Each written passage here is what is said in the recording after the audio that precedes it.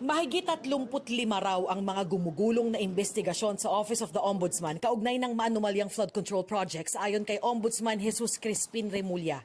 Isa raw sa mga malapit ng mahinog ang reklamong plunder laban sa ilang senador at congressman. Yung 61-page complaint, first draft, That's another matter. mayroon pang, mas mabigat yun. Mas mabigat Ito yung yun. conspiracy to commit plunder, which will involve everybody. Itong una, Senate and House. Senate and Everybody involved. Oh, Ayun. malapit na yan. Kaya, Malapit na kaya yan. ba kapal? Conspiracy na yun, no? Saka, we will detail.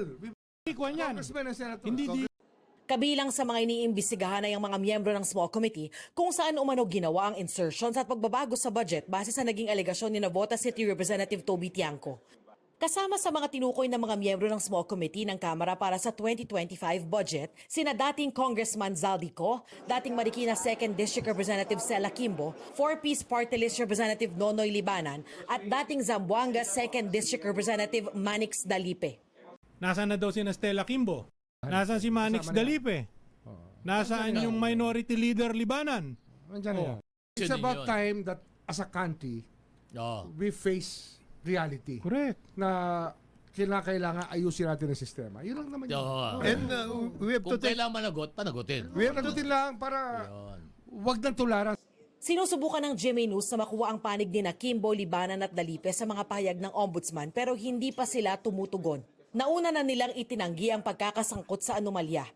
Sabi pa ni Remulla, malapit nang matapos ng Office of the Ombudsman ang ikalawang kaso ng money laundering laban kay dating Speaker Martin Romualdez.